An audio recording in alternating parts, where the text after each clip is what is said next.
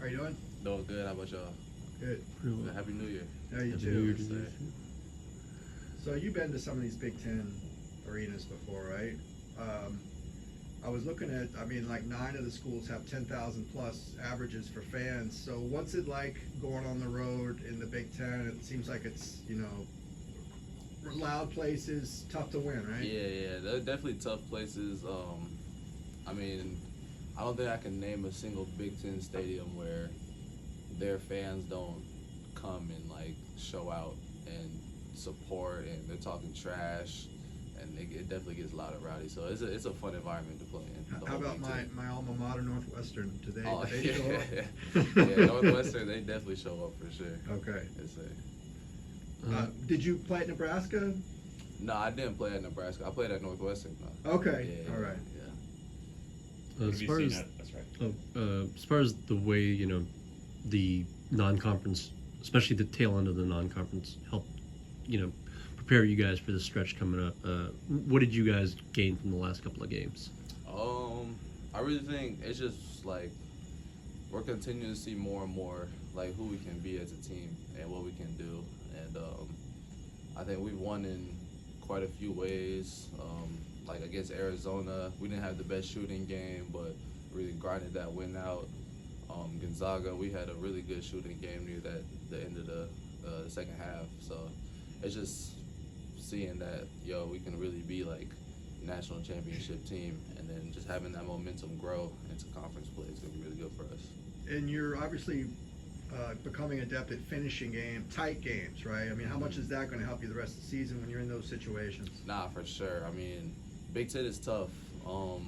It's gonna be hard to walk away with a double-digit win against like frequently. So having those games where we learn how to win when it's crunch time and we really need to tighten up is, I mean, it's only gonna help us going on. Your game is kind of taken off here as well. Can you talk about the steps you've taken to kind of increase your production, as we've gone deeper into the season? Yeah, really just doing whatever the team needs. I know defense is number one. You can always do that for your team. And just trying to make the right plays every time. If it's my shot, then I'll shoot it. If it's not, then I'll get one of my teammates a shot.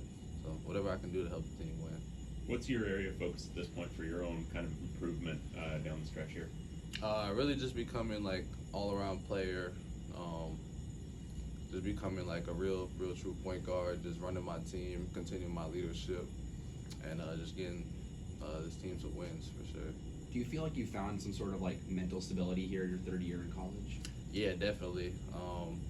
I think just being here, being back home, having my support system around me, having the team, having the guys, it's just been really good for me mentally for sure. How do you think that's helped you on the court? It's helped me immensely. I just feel really calm and confident on the court. So. Do you think it's been able to help you, like, maybe there's some games where you have 4 or 5 points but mixed up, putting you out there 35 minutes? Mm-hmm. Do you think Nah, it's been yeah, able to for help you sure. in those? For sure. Yeah, my maturation with scoring has definitely grown. I found out like I don't need to score for this team to win, but I can if we need to. So just knowing that, like the stat sheet doesn't matter. The end of the score, that's what really matters. What's that balancing act like, picking your spots when to just kind of get yours and score versus try to distribute? It's really just like knowing the flow of the game. Like if like against North Carolina, Baz was really hot, so just knowing like whoever's hot, whoever's feeling it, just trying to find them for sure. You mentioned earlier, doing whatever's needed. Looking at your rebounding numbers of the last game, especially knowing that you guys were without Will, how much bigger is that rebounding component going to be going forward, depending on how long he's out? It's definitely going to be huge. Our big guys, they're usually blocking out the big men, so that leaves some free rebounds for me. But we're definitely going to need a lot of rebounding. Will is TBD right now, so I'm just going to try to hone in on that for sure. Yeah, I think that was, 3 straight possessions where you got the defensive rebound there at the end? Yeah, I think so at the end of the game, yes, sir. You guys also made a lot of free throws toward the end. How much time have you guys been putting in on that? I know you talked about maybe the different technique you were using. Mhm. How much time have you guys put in on free throws recently? Every day.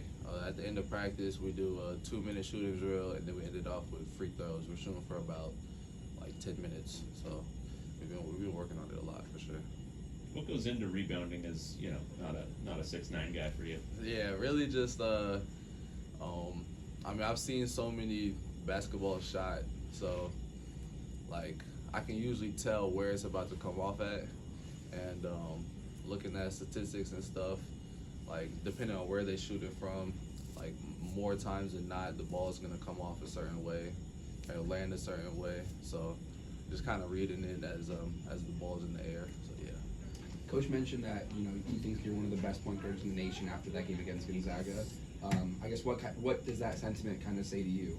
Nah, it definitely means a lot. Just being here. I mean, we're winning. I really got no complaints. So it definitely means a lot, though. Thank you. Cool. Thank you. Good Thank you. job. Appreciate it.